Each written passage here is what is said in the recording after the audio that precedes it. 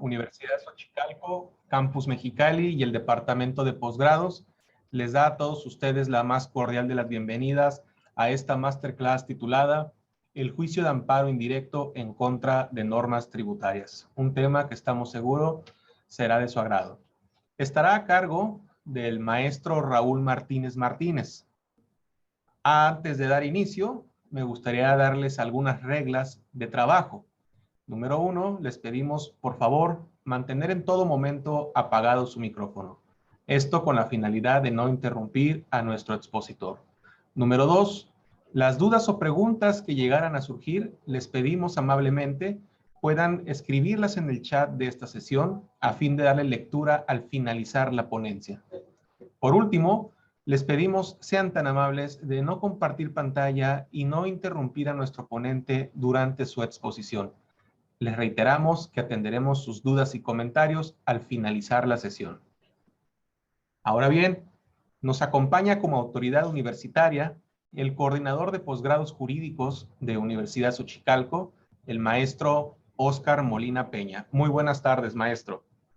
Muy buenas tardes a todos. Bienvenidos, deseándoles lo mejor por este inicio de año, este 2022. Estamos iniciando con el pie derecho, con esta masterclass que tenemos el día de hoy en materia de amparo indirecto contra normas tributarias. Muy agradecidos, maestro Raúl Martínez, y pues, un abrazo a todos. Cualquier cosa, estamos al orden como siempre. Francisco, gracias. Gracias, maestro. Bien, ahora daremos lectura a una muy breve reseña curricular de nuestro ponente que nos hace el honor de acompañarnos este día. El maestro y magistrado Raúl Martínez Martínez es licenciado en Derecho, egresado de la Escuela Nacional de Estudios Profesionales Acatlán de la Universidad Nacional Autónoma de México, UNAM. Asimismo, cursó la maestría en Derecho Constitucional y Amparo en Universidad Xochicalco, Campus Mexicali. También ha cursado diversos diplomados y cursos de actualización en materia hacendaria, financiera, fiscal y de prevención de lavado de activos. Dentro de su experiencia profesional destacan los siguientes cargos: asesor jurídico en el Registro Nacional de Extranjeras de la Dirección General de Migración en la Secretaría de Gobernación, director jurídico de la CTM en el Estado de México, actuario del Juzgado Cuarto de Distrito en Tamaulipas, secretario del Juzgado Quinto de Distrito, también del Estado de Tamaulipas, secretario del Cuarto Tribunal Colegiado del Sexto Circuito, secretario del Primer Tribunal Colegiado en Materia Civil del Sexto Circuito, juez primero de distrito en el Estado de Sonora, juez 11º de distrito en el Estado de Sonora, magistrado de circuito adscrito al Primer Tribunal Colegiado del 15º Circuito, es decir, el que tiene residencia en la ciudad de Mexicali, magistrado de circuito adscrito al Primer Tribunal Colegiado en materias penal y administrativa del Quinto Circuito con sede en la ciudad de Hermosillo, Sonora. Sin más preámbulos, le cedemos el uso de la voz a nuestro ponente. Muy buenas tardes, maestro. Buenas tardes. Bueno, buenas noches para nosotros, para mí ya son buenas noches. Como ya lo escucharon, soy el magistrado Raúl Martínez Martínez, me encuentro adscrito al Primer Tribunal Colegiado en materias penal y administrativa de este Quinto Circuito, con sede en la ciudad de Hermosillo, Sonora. Agradezco a la Universidad de Xochicalco y en especial al maestro Óscar Molina Peña por la oportunidad que me brindan de platicar con ustedes acerca del juicio de amparo indirecto en contra de las normas tributarias. Para explicar la importancia y la manera en que debe promoverse el juicio de amparo indirecto en contra de las normas tributarias, es necesario comprender la problemática de la recaudación fiscal. Como es sabido, los ingresos que obtiene el gobierno federal han sido históricamente insuficientes para cubrir sus gastos y para fomentar el desarrollo del país, lo cual resulta notorio, dado que según los datos del Coneval, que es el Consejo Nacional de Evaluación de la Política de Desarrollo Social hasta el 2020, en tanto que en la época de pandemia la vida del país ha sido irregular, más del 45% de las personas que habitaban en la República Mexicana se encontraban en una situación de pobreza.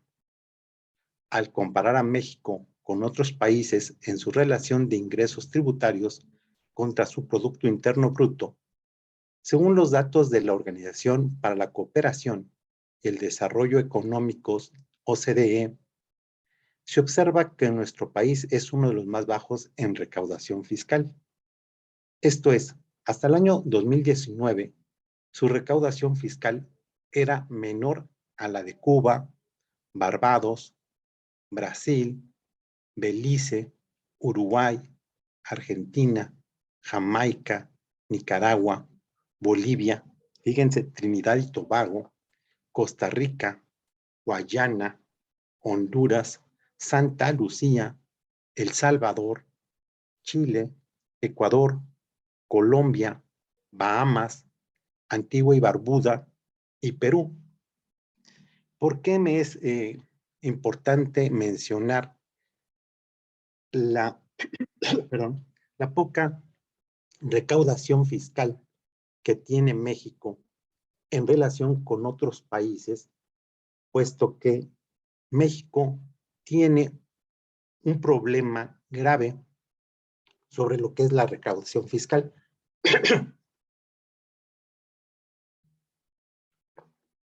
Por lo tanto, México sí requiere buscar urgentemente alternativas de recaudación que le permitan tener mejores niveles de competencia, pero sobre todo lograr tener unas finanzas sanas que generen el desarrollo necesario y que eviten la dependencia de ingresos extraordinarios. Esto es así porque en la medida en que México siga dependiendo de ingresos extraordinarios, como son empréstitos, lo único que se tiene es una problemática de un decrecimiento y un endeudamiento. Por ello, es conveniente que se dé un poquito la mirada al ingreso de empresas productivas del Estado, que en un momento dado, en el sexenio pasado, se quisieron convertir con esa naturaleza a la Comisión Federal de Electricidad y a Petróleos Mexicanos. Sin embargo, en este nuevo sexenio, digo, muy respetable, se consideró que no eran oportunas y sin embargo, tenemos ahora todavía la problemática de la pandemia. Es innegable que para el adecuado desempeño de una gestión gubernamental, cualquier país requiere de allegarse de recursos que le permitan ejercer el gasto público, tomando en cuenta que como gasto público se comprende el conjunto de erogaciones que realizan los gobiernos federal, estatal, el de la Ciudad de México y el municipal, el sector paraestatal y los poderes legislativo y judicial en el ejercicio de sus funciones. Generalmente dichos recursos se integran por ingresos tributarios e ingresos no tributarios. Los ingresos tributarios provienen de los impuestos federales, locales y municipales. En cambio, los no tributarios derivan de los derechos, productos, aprovechamientos, contribuciones de mejoras, de los rendimientos de los organismos y empresas del gobierno, así como de los financiamientos y los empréstitos, que estos dos últimos son los que nos podrían causar problema para tener unas sanas finanzas. Los impuestos tienen por objeto proporcionar al Estado los medios para satisfacer las necesidades financieras sin que dicha finalidad sea exclusiva, ya que también con esto se busca conseguir objetivos extrafiscales, tales como la justicia social y su función redistributiva, lo que consiste precisamente en garantizar que todos tengan acceso a los servicios públicos y al mismo desarrollo del país, pues es innegable que tenemos en México una gran desigualdad en la cuestión de redistribución, de la distribución de la riqueza.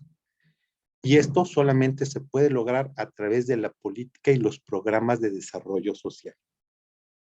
En esa virtud, es claro que los hechos y las actividades fiscales a través de los tiempos han sido determinantes en los grandes acontecimientos. Así, la Revolución Americana se inició con la revuelta en contra de la aplicación de los derechos aduaneros pretendidos por la corona inglesa. La Revolución Francesa tuvo como génesis la lucha contra los privilegios fiscales del clero y la nobleza. Ya más recientemente, el gobierno del Reino Unido, a cargo de Margaret Thatcher, cayó por las protestas en contra del impuesto de capitación, llamado también per cápita. Y en California, Estados Unidos, se verificaron importantes revueltas para contrarrestar el impuesto a la propiedad. Como pueden haber escuchado, la historia nos demuestra que siempre ha existido la disidencia entre el gobierno y la población, porque mientras el primero busca afanosamente de allegarse de los mayores ingresos que le permitan sufragar el gasto público, los ciudadanos, aún conscientes de su obligación de contribuir a ese gasto público, evidencian su molestia ante los gravámenes que consideran que injustamente les impone el Estado. Esto es, ciertamente, la evasión y la elusión fiscal representan una situación de inequidad para la población en general. Por ende, debemos de atender cuál es la perspectiva del Estado ante esa inequidad. Y el Estado lo mira a través de que en el caso existe una competencia desleal de algunos de los ciudadanos por su falta de conciencia tributaria, por la pérdida de sentido de obligación y pertinencia de estos, el desinterés de los asuntos colectivos y el desconocimiento de sus consecuencias. Como pueden observar, los argumentos que refiere el Estado no son del todo equivocados. Sin embargo, debemos de tomar en consideración que los argumentos expresados por los ciudadanos también tienen una solidez muy aceptable. Veámoslo desde esta manera. La competencia, cuando se habla de una competencia desleal de alguno de los ciudadanos, es por falta de conciencia tributaria. Esto es cierto porque no es posible que mientras un sector de la población esté contribuyendo al gasto público, el otro sector goce de los mismos servicios públicos y del desarrollo del país a expensas de lo que realmente el otro grupo que sí contribuye es el que hace el esfuerzo para que México siga creciendo. También, en cuanto a lo que es la pérdida del sentido de obligación y pertenencia, pues se evidencia. ¿Por qué? Porque para la gente que no contribuye al gasto público, demuestra que no se siente partícipe de esta nación en la que debe irse desarrollando y tratando de que vivamos en el bien común. También demuestran su desinterés en los aspectos colectivos porque pareciera que lo único que les interesa es que ellos sigan obteniendo sus ingresos sin advertir cómo se están desarrollando los aspectos de la sociedad. Pero lo más importante es que es cierto lo que dice el Estado en cuanto a que ellos mismos desconocen las consecuencias que produce esa evasión y elusión fiscal. Desde el punto de vista que aun y cuando ellos crean que obtienen mayores ingresos y mayores beneficios por no contribuir al gasto público, al impedir que México tenga un desarrollo óptimo, que los servicios públicos sean de mayor calidad, esto se traduce en que sus empresas, sus negocios no sean muy competitivos ante las cuestiones internacionales. Ahora bien, La óptica de los gobernados, como les comentaba, también son acertadas, pues ellos dicen que la evasión y la elusión fiscal se debe a las altas tasas impositivas, a la falta de liquidez de quien debe pagar el tributo, a la poca confianza que otorgan las autoridades encargadas de la administración pública, a la compleja estructura del sistema tributario y a la falta de transparencia del mismo. Me parece que es muy fácil advertir que ciertamente nuestro sistema tributario es complejo.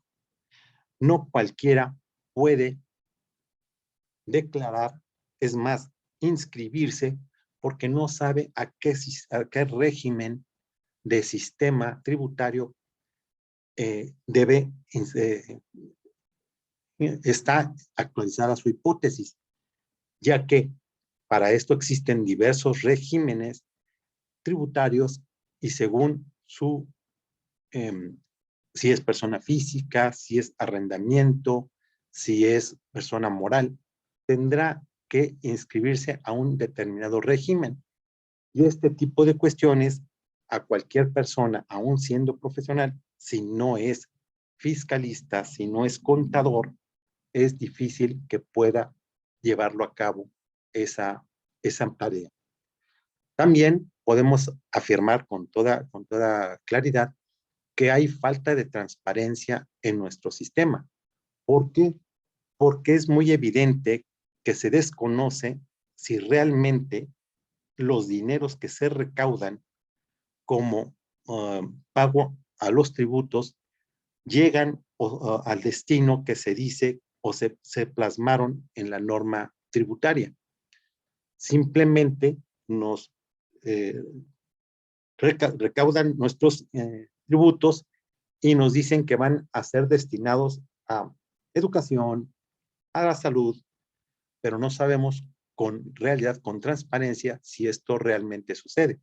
Pero esto va ligado a la poca confianza que tienen o que el ciudadano mexicano tiene sobre las autoridades encargadas de la administración pública. Pues es claro, porque día con día nos enteramos que existen muchos casos de corrupción en donde es muy fácil advertir que diversos funcionarios se favorecen de los tributos que los contribuyentes realizan.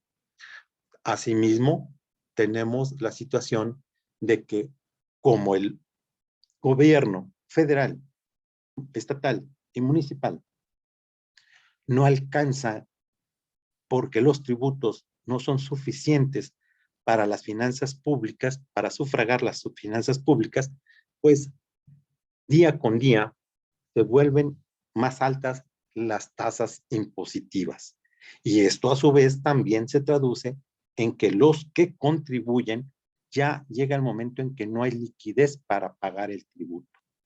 Todo esto, insisto, son los aspectos fundamentales en los que para poder determinar si una norma de carácter tributario es inconstitucional o no lo es, siempre habrá que sopesar el interés de la sociedad al interés particular a través de estos puntos que les acabo de mencionar.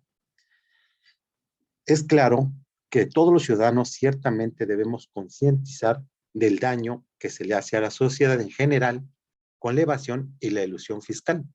Pues no cabe duda que mientras unos cuantos sean los que contribuyan al gasto público y otros no, los servicios públicos no podrán ser satisfactorios ni podrán ser accesibles a toda la población, ni menos aún podrá lograrse una justicia social y una mejor redistribución de la riqueza. Como les comentaba, no tan solo estamos viendo si realmente hay una suficiente cantidad de dinero para sufragar el gasto público, sino también es necesario que a través de esos dineros se apoye a los sectores menos favorecidos, que tienen mayor pobreza y que por lo tanto hay que establecer y poner en práctica políticas y planes de desarrollo social. Sin embargo, el Estado, por su parte, tampoco debe de perder de vista que los tributos deben cumplir con todos y cada uno de los principios fundamentales que los rigen, para así ir incentivando a más y más ciudadanos a contribuir al gasto público. Esto, pues, creo que no nos queda tampoco alguna objeción con respecto a que si no se logra incentivar a los ciudadanos, pues no podemos llevar a cabo programas de desarrollo social y por lo tanto, si no hay una política que permita que los ciudadanos vayan otra vez ganándose, bueno, que vayan tomándole confianza a nuestros gobernantes, seguiremos teniendo problemas de evasión y elusión fiscal. Pero también es necesario que la autoridad hacendaria y el legislador haga más simples y entendibles los regímenes de tributación, porque a lo que no se le entiende siempre se le tendrá temor, y si se le tiene temor, a veces es mejor no hacerlo. Y esto nos trae, como les vuelvo a repetir, el punto de partida de cómo se debe de establecer un juicio de amparo indirecto contra una norma tributaria. Dado que, pues, las autoridades hacendarias no solo tienen facultades constitucionales, legales y reglamentarias para llevar a cabo la recaudación de ingresos, sino también tienen facultades para hacer cumplir a los ciudadanos con esa obligación tributaria. Sin embargo, también los ciudadanos tienen derecho a combatir o defenderse de los actos de las normas generales de carácter hacendario. En México, contamos con el juicio contencioso administrativo que se instruye ante los tribunales de justicia administrativa. Y para controvertir la constitucionalidad de las normas tributarias, tenemos al alcance el juicio de amparo. En este punto, quisiera hacer mención que si bien las autoridades hacendarias, de conformidad con el artículo 7 de Ley de Amparo, no se encuentran facultadas para combatir las resoluciones que emiten los tribunales de justicia administrativa, sí tienen o sí el constituyente les otorgó la facultad, o más bien el derecho, de poder combatir esas determinaciones.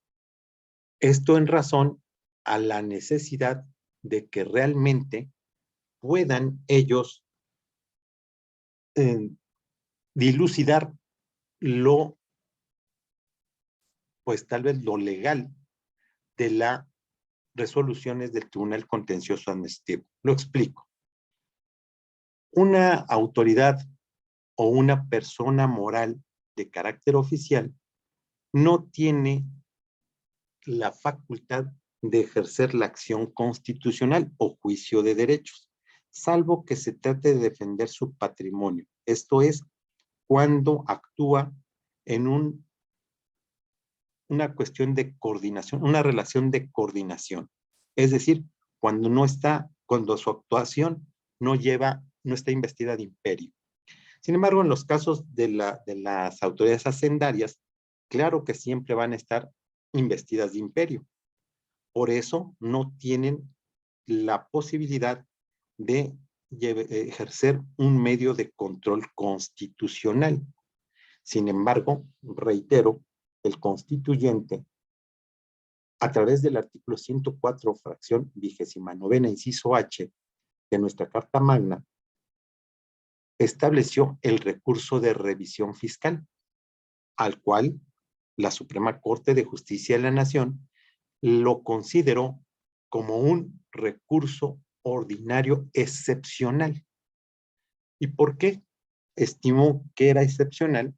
Porque ciertamente al no tener un viso de medio de control constitucional, aun y cuando ciertamente se tramita como tal, puesto que su trámite se rige por la ley de amparo, lo cierto es que solo podrá admitirse cuando se resuelve el fondo de la cuestión planteada. En otras palabras, si la nulidad se decreta por una cuestión formal, llámese fundamentación o motivación, llámese caducidad, entonces no procede el recurso de revisión fiscal porque no se está llevando a cabo una determinación de fondo. De ese recurso conocen precisamente los tribunales colegiados de circuito y al examinar ello se tendrá que ver si se justifica esa importancia y trascendencia.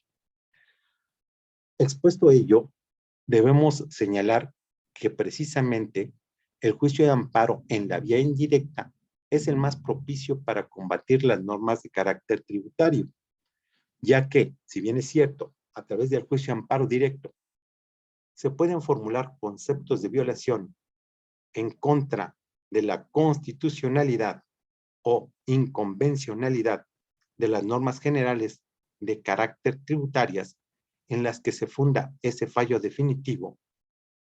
Lo cierto es que no se puede llamar a juicio a las autoridades que discutieron, promulgaron y publicaron la referida norma general, toda vez que de conformidad con lo dispuesto por los artículos 107, fracción quinta de la Constitución Federal y 170 de la Ley de Amparo, el juicio de amparo directo solo procede en contra de las sentencias definitivas, laudos o resoluciones que pongan fin al juicio.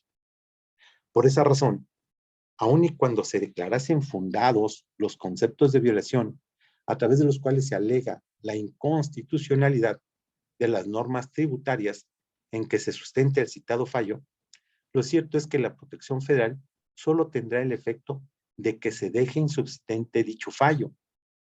Por el contrario, mediante el juicio de amparo en la vía indirecta, sí se puede combatir la inconstitucionalidad de las normas tributarias en las que se funda el acto de las autoridades hacendarias.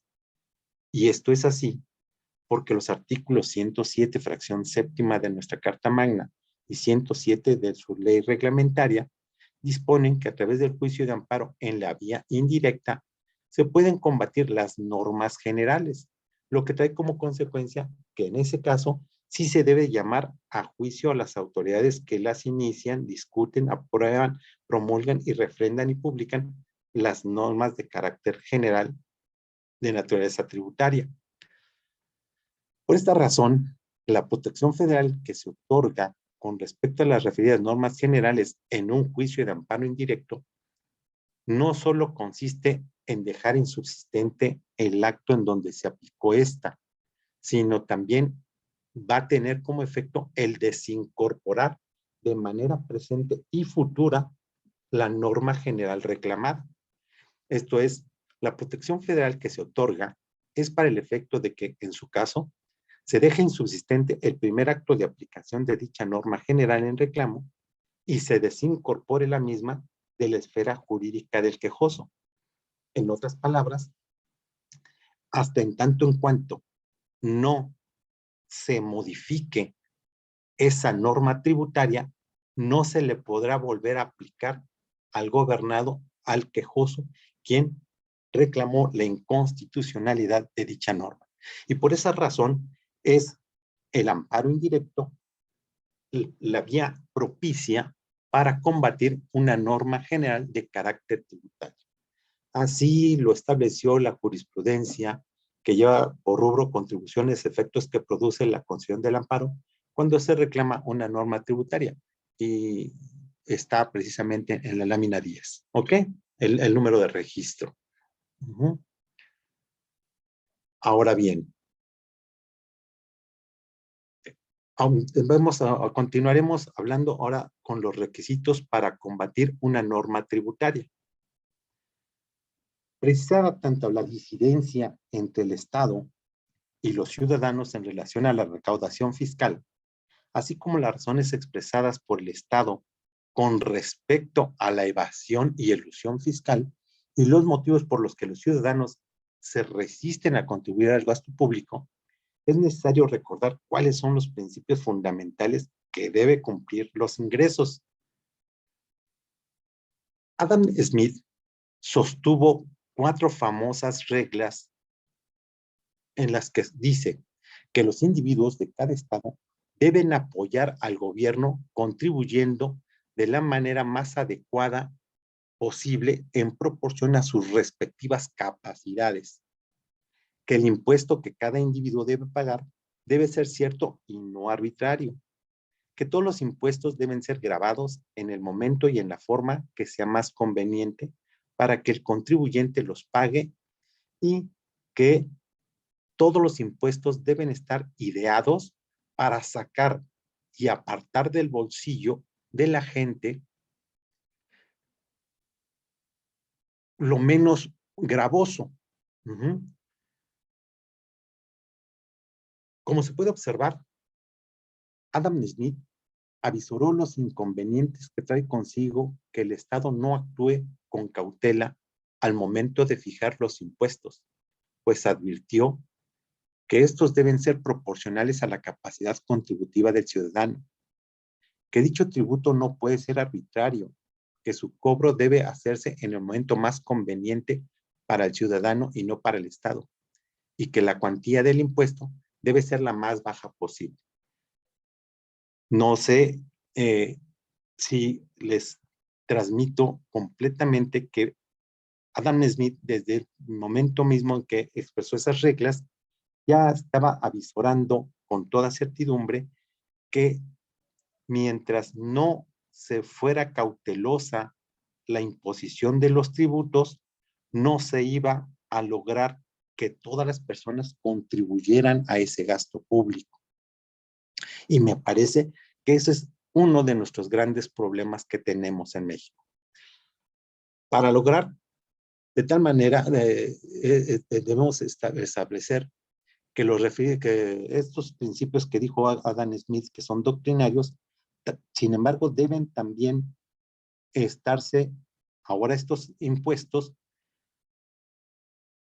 observando los principios fundamentales de carácter tributario que también se encuentran establecidos en nuestra Constitución Política de los Estados Unidos Mexicanos y por los tratados internacionales de los que México es parte, los cuales son: los impuestos pueden aplicarse solamente con base en una ley promulgada y renovada anualmente, lo cual constituye el principio de legalidad.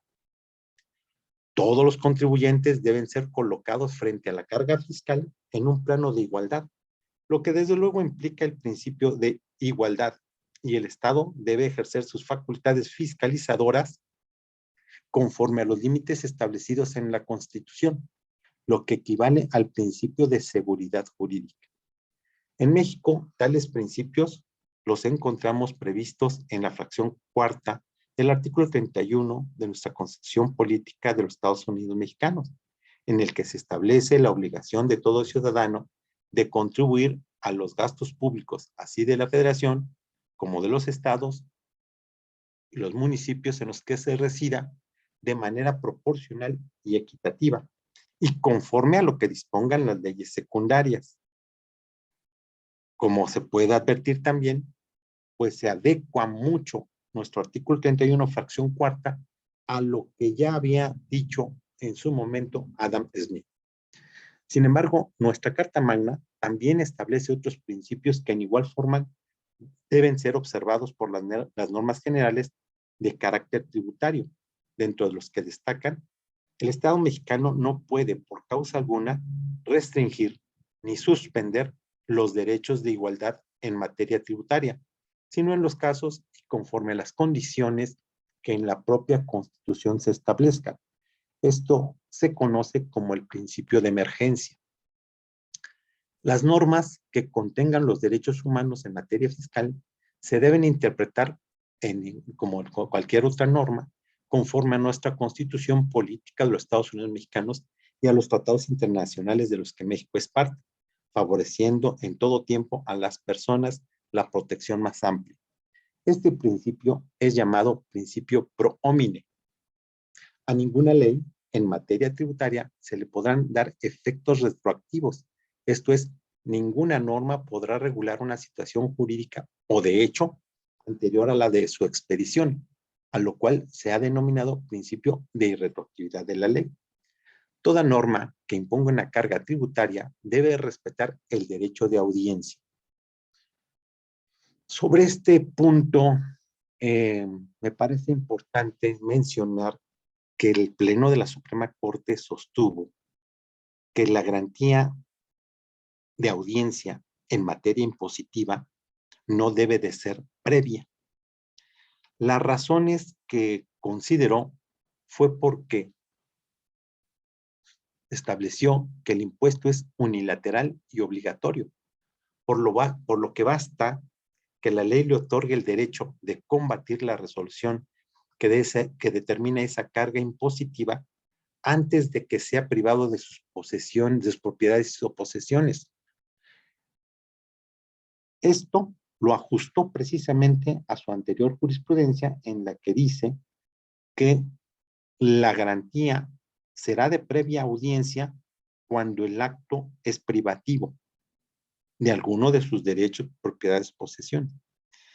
Pero si el acto es de molestia, entonces la garantía no debe de ser previa.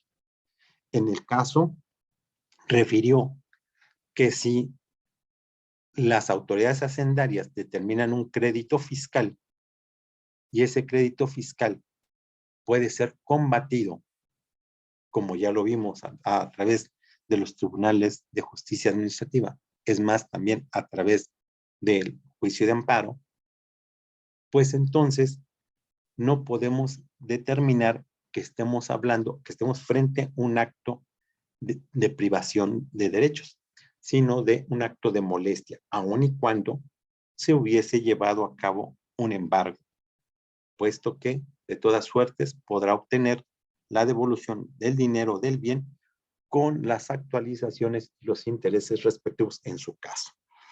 Por eso, consideró que la garantía de audiencia en materia tributaria no es previa. Por otra parte, también se debe decir que los ingresos que percibe el gobierno federal por seguridad jurídica deben quedar establecidos anualmente en la Ley de Ingresos de la Federación, que propone el gobierno federal con aprobación del Congreso de la Unión, y que para este año del 2022 se proyecta una recaudación federal participable de más de 3 billones de pesos.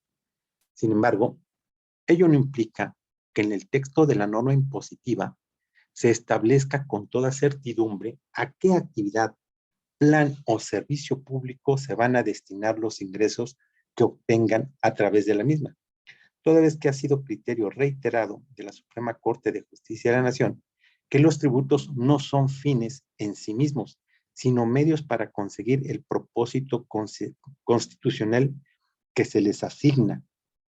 En otras palabras, lo que el Pleno de la Suprema Corte de Justicia de la Nación está estableciendo es que no importa que en la ley no se establezca con certidumbre, con certeza, con precisión, a qué acto, política, plan, acción se va a llevar a cabo el destino de esos ingresos, sino que solo será inconstitucional cuando se acredite que esos ingresos se están destinando o se quieren destinar a intereses particulares o individuales. Así lo estableció en la jurisprudencia 15 del 2009, que se encuentra en la lámina 15 precisamente. Ahí se ve el registro, si lo quieren consultar. De igual manera, vamos a poder hablar de la naturaleza y la clasificación de los ingresos solo con el propósito de evidenciar lo complejo de nuestro sistema tributario. Por ello, debemos precisar que los ingresos públicos se clasifican generalmente en dos grandes rubros: en ingresos propios y ordinarios y en ingresos ajenos o extraordinarios. Los ingresos que serían, los ingresos propios o ordinarios son precisamente los que se llevan a cabo o se recaudan por las fuentes normales del Estado. En cambio, los segundos se perciben por financiamientos o endeudamiento. Como ya les había comentado, no nos vamos a ocupar de los primeros, de los segundos, por nada más nos vamos a ocupar de los ordinarios, los cuales a su vez se dividen en los ingresos corrientes y en los ingresos de capital. Los ingresos corrientes son propios de la actividad estatal y a su vez se subdividen en ingresos tributarios o impuestos, los cuales se definen como ingresos coercitivos, unilaterales y generales. Los ingresos no tributarios son los que se obtienen a cambio de una contraprestación. Aquí me parece que es muy oportuno precisar que precisamente los ingresos son directos, son propios, porque precisamente son derivados de un actuar impositivo de parte del Estado. Por eso son unilaterales, son coercitivos y son generales. En cambio, cuando hablamos de los ingresos no tributarios, no son ni unilaterales, ni coercitivos, ni generales. ¿Por qué? Porque a diferencia de los tributarios o impuestos, estaríamos hablando que en un impuesto no tributario se lleva a cabo a través de una contraprestación. Si yo le solicito al Estado la inscripción de mi propiedad, pues yo pago los derechos correspondientes. Si a mí, por una cuestión en la que yo me multaron por cierto retraso, pues son los aprovechamientos a través de los cuales se entenderá que no es una cuestión en que generalmente yo generé ese tipo de cuestiones. Lo mismo podemos encontrar con las cuestiones concernientes a la expedición de las copias de las actas de nacimiento, las copias de matrimonio, la expedición de placas, en donde se está recibiendo una contraprestación. Por lo tanto, los impuestos también se subdividen en directos e indirectos. Los directos gravan los ingresos, los indirectos gravan el consumo. Los ingresos directos se llaman directos porque efectivamente, si yo en mi periodo correspondiente genero una riqueza, se va a gravar simplemente esa riqueza. En cambio, los indirectos se grava el consumo porque si yo voy y compro un aparato doméstico, una cuestión de Coca-Cola, una Coca-Cola, lo que van a gravar es ese consumo, más no mi riqueza. Los ingresos no tributarios se clasifican precisamente en derechos, productos y aprovechamientos. De todo lo expuesto resulta evidente que nuestro sistema tributario sí es complejo.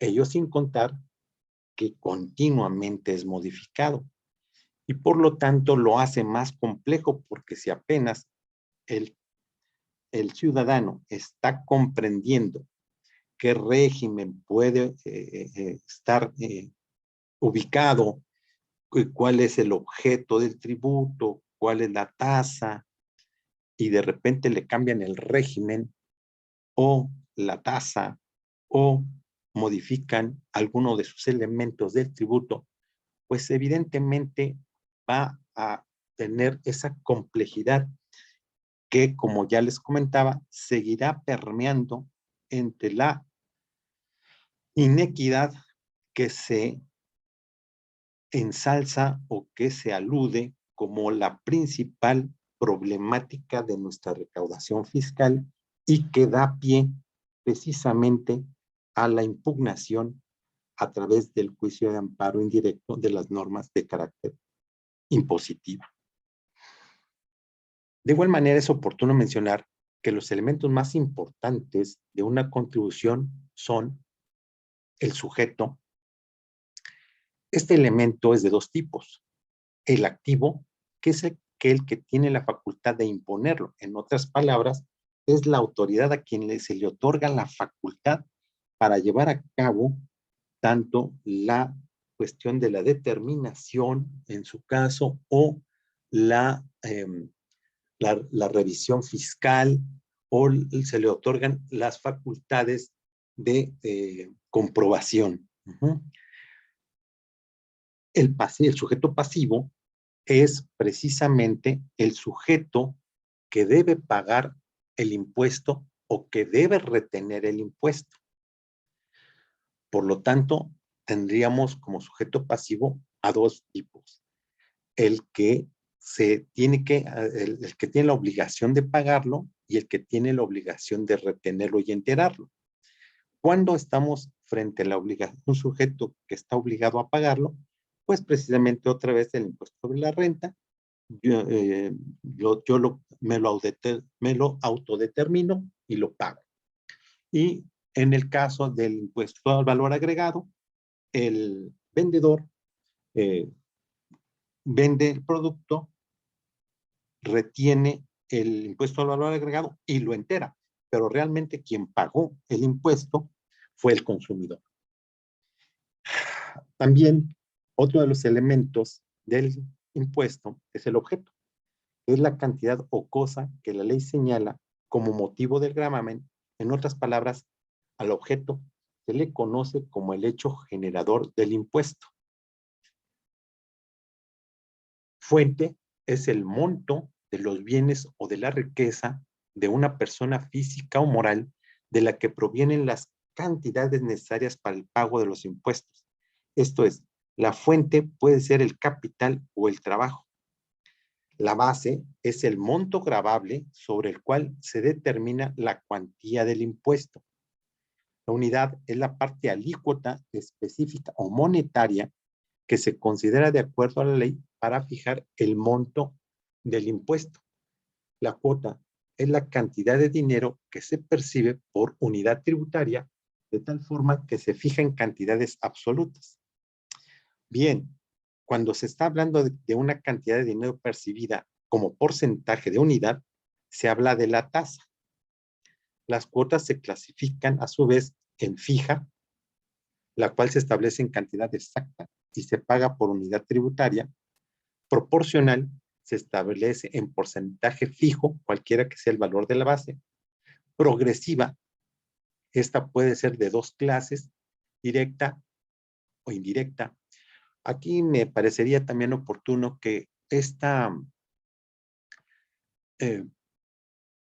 base de manera progresiva se creó con el afán precisamente de ser más proporcional o darle más proporcionalidad a la norma, puesto que al solo decir que se encuentran dos personas ubicadas en el mismo, en la misma hipótesis normativa y tal vez hasta con los mismos ingresos, pero como tributan en un mismo régimen, entonces ya en ocasiones no era tan suficiente para ver la proporcionalidad en que estaban tributando. También, por eso decimos que la directa es proporcional y solo crece la porción gravable del objeto del impuesto.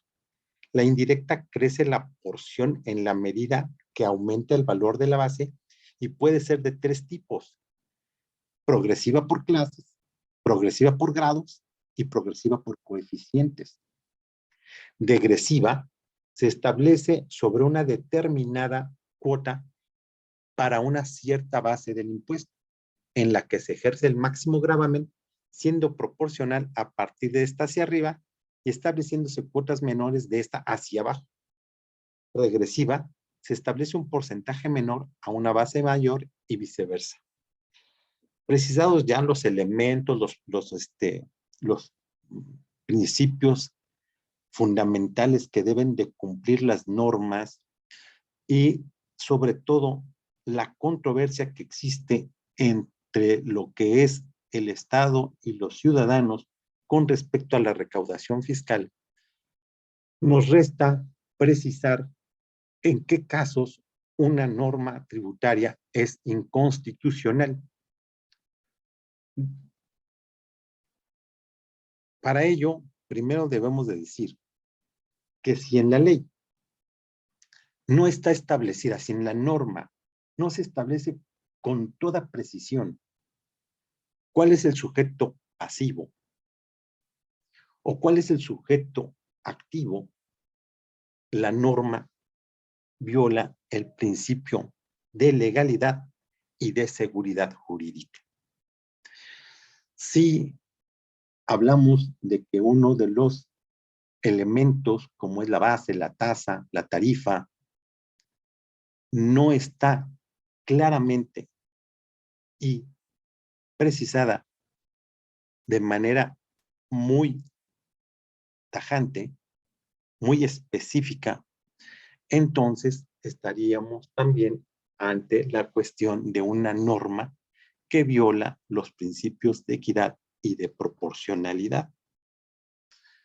Pero no tan solo podemos hablar que una norma violen los principios de proporcionalidad y de equidad tributaria previstos en el artículo 31, fracción cuarta, sino también debemos de decir que si esa norma no precisa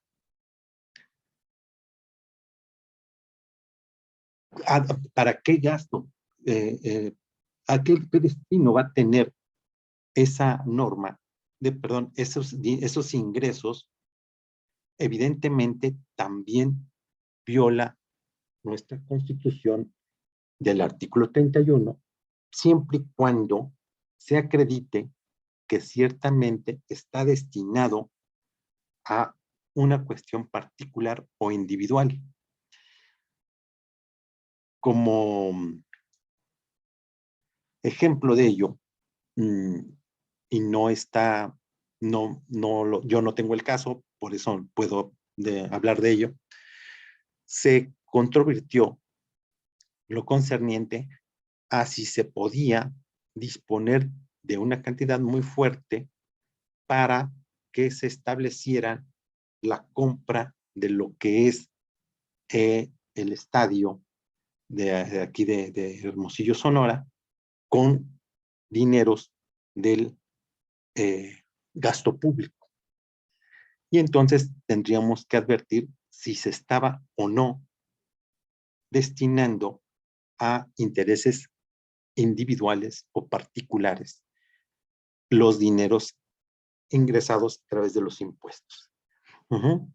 Eso ya será materia de quien lo resuelva, pero esa es una de las formas en donde se tendría que establecer si efectivamente se destinó a un gasto público o a un interés particular o individual.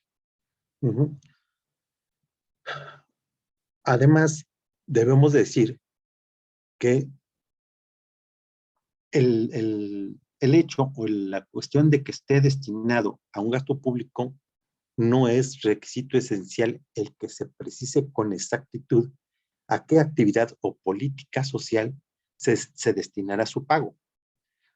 Ya la primera sala de la Suprema Corte de Justicia de la Nación, al interpretar el artículo 31, fracción cuarta de nuestra Constitución, sostuvo que cualquier ingreso público, tributario o no, se encuentra indisolublemente destinado a fines delimitados en la política económica estatal y por ende un impuesto como tal puede ser parte o no de una determinada política económica o social, pero ello no tiene implicaciones directas sobre su constitucionalidad, pues su conformidad con el texto fundamental no depende de la posibilidad de relacionarlo con un determinado plan o programa, sino de su vinculación con el gasto público en general, en general. Por eso les preguntaba, yo no sé cómo se vaya a resolver, pero la situación es que no sé si esto se podrá considerar un gasto público, esa compra. De la misma manera, será inconstitucional una norma tributaria si a través de la misma se regula una situación jurídica o de hecho anterior a su expedición. Como ejemplo de ello, tenemos la tesis 28, permítanme, aquí está, 28, diagonal 2009, que pronuncia el Pleno de la Suprema Corte de Justicia de la Nación, en el que estableció que precisamente el artículo 7º, fracción primera del Decreto de Reformas Fiscales,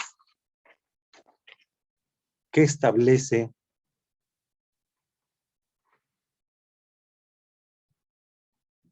a ver, deja que no veo porque como apagué la luz.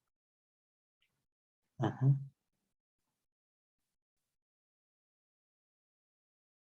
Aquí ya está. Que establece que viola el principio de retroactividad de la ley al disponer que para efectos del artículo 5A de la ley del impuesto al activo, a partir del ejercicio fiscal del 2007, los contribuyentes que apliquen la opción a que se refiere el citado precepto considerarán el impuesto actualizado que les hubiere correspondido en el cuarto ejercicio inmediato anterior sin deducir del valor del activo de dicho ejercicio las deudas correspondientes al mismo ejercicio. Esto en razón a que impone a los contribuyentes una obligación consistente en determinar el impuesto al activo relativo al ejercicio fiscal del 2007 sin incluir las deudas correspondientes al cuarto ejercicio inmediato anterior, modificando o alterando con ello el esquema de tributación elegido en el ejercicio inmediato anterior. Como se puede advertir, a través de esa norma que estaba impugnando, se declaró que efectivamente violaba el principio de irretroactividad de la norma. ¿Por qué? Porque con una norma posterior se modificaba el esquema de tributación elegido en el ejercicio inmediato anterior. En igual forma, podemos decir que una norma general de carácter fiscal infringe el principio de proporcionalidad establecido en la fracción cuarta del artículo 31 de nuestra Carta Magna, cuando el sistema impositivo de qué se trata no atiende a la capacidad contributiva del ciudadano. Esto porque la Corte estableció que el artículo 28, fracción 30ª de la Ley del Impuesto sobre la Renta no era desproporcional, aun y cuando reconoció que ciertamente a través de dicha norma se le impedía al contribuyente deducir los gastos que eran propios para la producción de sus ingresos. En otras palabras, la Corte reconoce que ciertamente la capacidad contributiva está basada en la ganancia, no en todo el dinero que se obtuvo de las ventas. En otras palabras, si una persona obtiene 100 pesos, le puede deducir los insumos, las cuestiones relativas a los salarios que le paga a sus trabajadores y todas aquellas cuestiones que le permitan llevar a cabo esa producción de ingresos.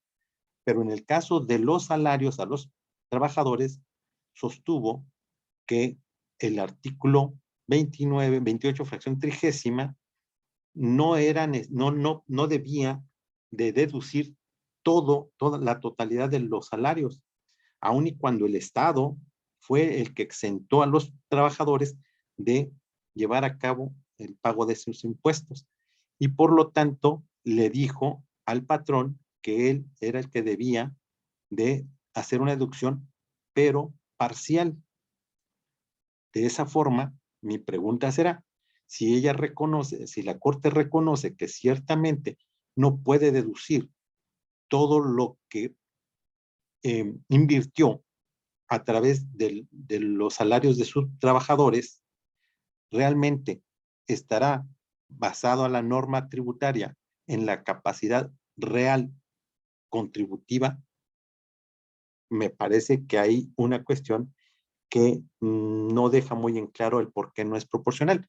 La respuesta de la Corte, de la Suprema Corte, fue precisamente que esto tenía, que la norma tenía una razón racional y razonable, porque con esa norma se pretendía evitar la elusión fiscal que ya se había hecho muy grave. Reitero, me queda muy claro que ciertamente sí es necesario que México tenga unas finanzas sanas.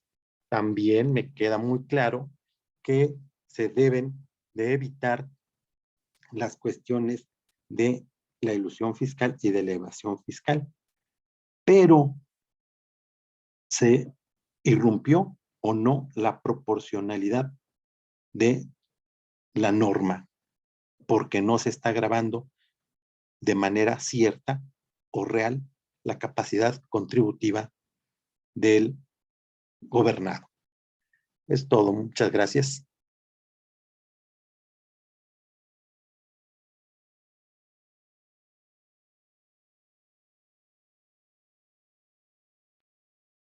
Muchas gracias, maestro.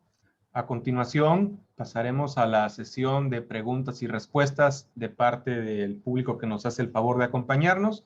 Les reiteramos que pueden poner sus dudas y comentarios en el chat que tenemos en la sesión de Zoom. Vamos a dar lectura, maestro, a algunos de los comentarios que tenemos actualmente en el chat. Tenemos un saludo para el maestro Molina de parte de la licenciada Denise Avilés. Y para nuestro ponente, maestro Martínez, nos pregunta Perla Leiva Miranda. ¿A qué obedece que las leyes deben ser anuales? ¿Podría repetir, por favor, cuál es el principio? En principio, las cuestiones de las leyes se maneja en ejercicios fiscales. Por eso, cada que se va a hacer un presupuesto de egresos de las finanzas públicas, por eso a eso se debe que las leyes son anualmente, porque se fijan conforme al ejercicio fiscal, conforme a lo que va a ser los ingresos que se tienen y del Producto Interno Bruto que se recaudó de este año para el siguiente. Muchas gracias. Si hay alguna otra pregunta o comentario que gusten vertir a nuestro ponente, con gusto los podremos leer en nuestro chat.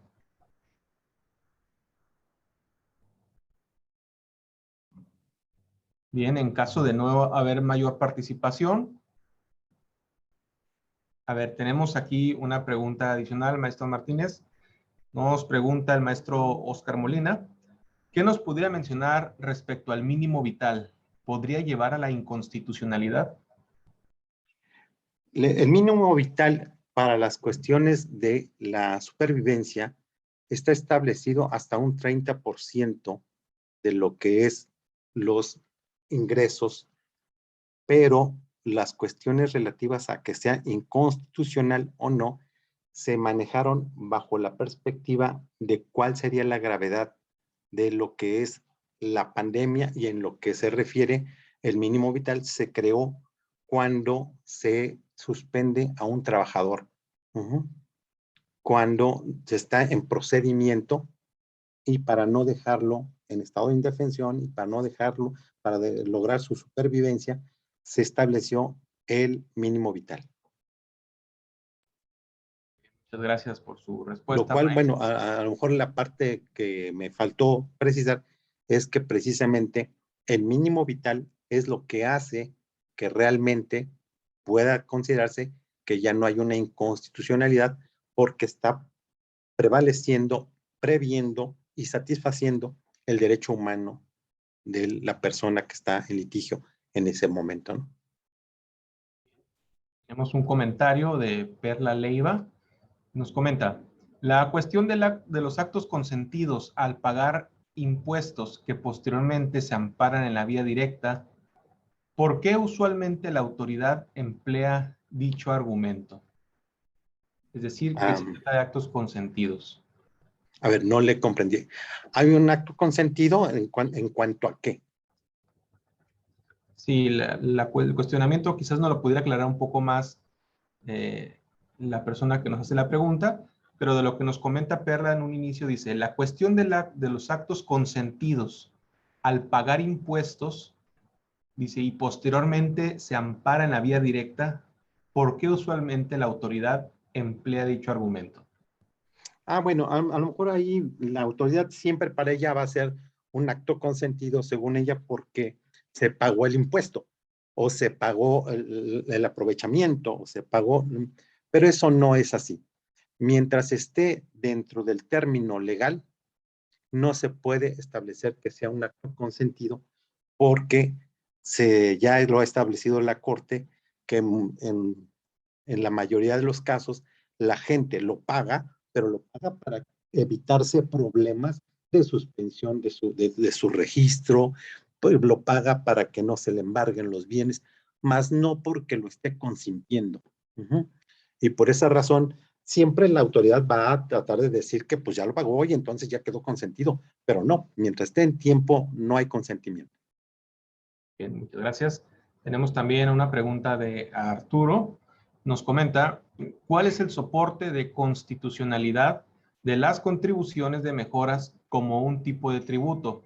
Si por su naturaleza, mediante los impuestos y derechos, el Estado obtiene el recurso para atender la necesidad general de la sociedad, vertiente de doble tributación. Ok, sí, eso ha sido materia de varias resoluciones. Sin embargo, no se puede considerar de esa manera por lo siguiente. Las cuestiones concernientes a una contribución de mejoras se establece en no tan solo decir, ¿sabes qué? Ya tiene pavimento, ya tiene luz eh, mercurial, sino que, por ejemplo, ya se están llevando a cabo una cuestión en donde se reforma, se modifica y que esto produce que hasta su terreno, su casa, su negocio tenga una mayor plusvalía y esto produce la contribución de mejoras. Que digo, ciertamente me imagino que la pregunta va dirigida a que a veces hablan de una contribución de mejoras cuando se estaban refiriendo que no había pavimento y que eso era parte de que pues lo tendría que era obligación de que pusieran el pavimento. Pero la parte fundamental es esa, que se supone que una contribución de mejoras pues implica su mismo concepto que está mejorando. Muchas gracias. Tenemos dos preguntas más, maestro. La primera es de Noé Moraga y él nos comenta, ¿cuál es el elemento que hace distinción entre los impuestos respecto a los efectos de la concesión de amparo indirecto, tratándose de recargos e intereses o únicamente la cantidad debidamente actualizada para efectos del cumplimiento?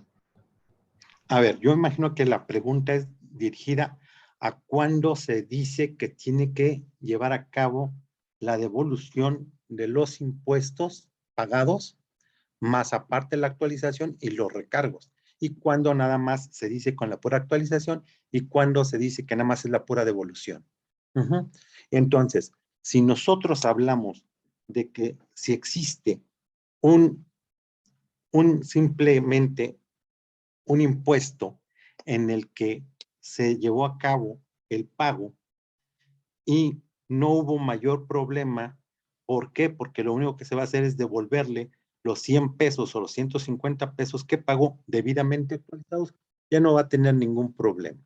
Sin embargo, cuando hablamos de que hubo un embargo, de que hubo unas cuestiones de que se llevaron a cabo cuestiones de secuestro de bienes, entonces habrá que establecerlo ya con los rendimientos que corresponda por el detrimento correspondiente. ¿Sí me expliqué?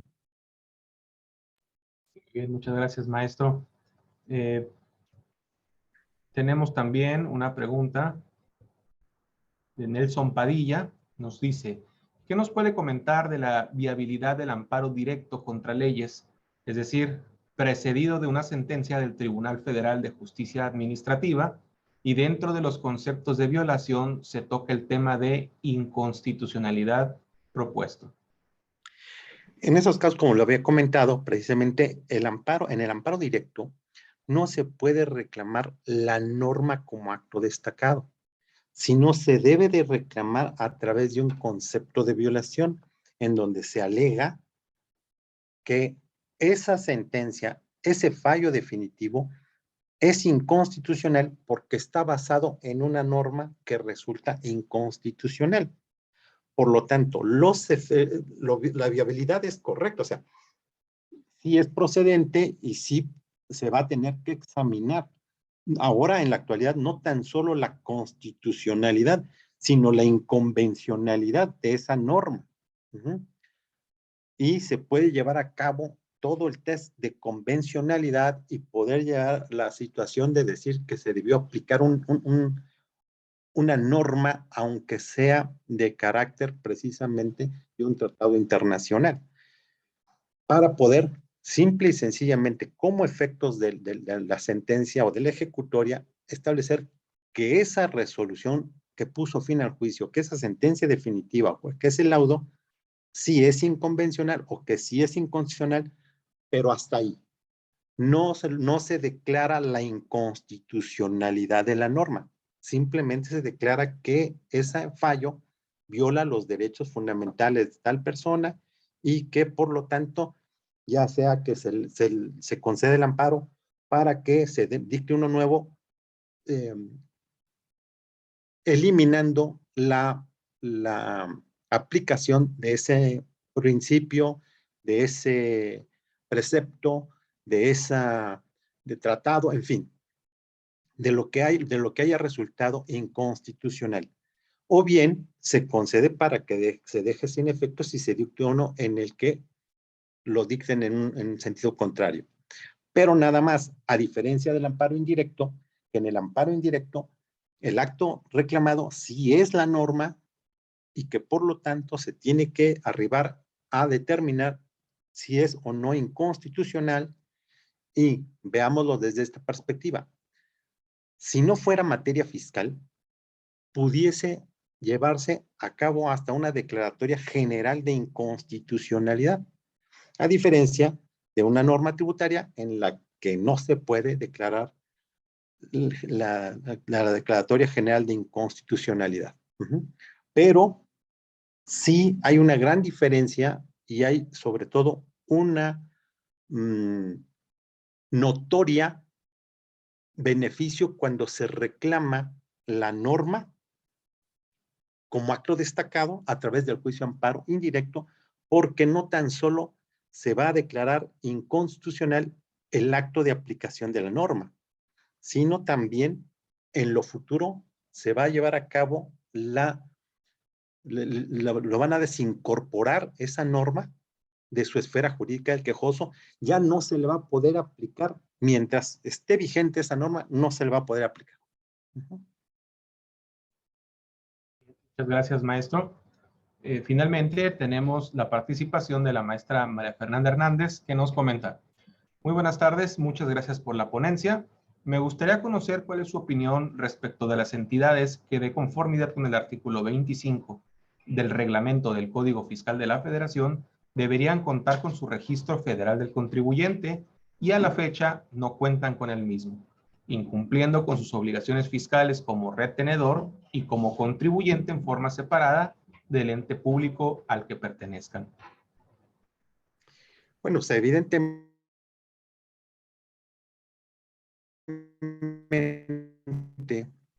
el solo hecho de no en cada caso específico qué es lo que está llevando a cabo, qué acto, aún no estando inscrito, no registrado, qué acto está llevando a cabo para ver la trascendencia de su actuar. ¿Sí me explico?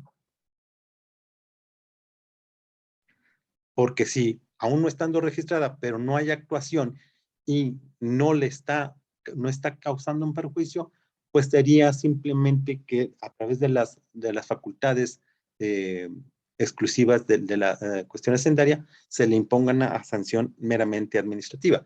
Pero si a pesar de eso, sin llevar a su registro, lleva a cabo diversas actuaciones como si estuviese registrada y causa perjuicios a terceros, pues ya sería una cuestión ya más grave. Muchas gracias, maestro.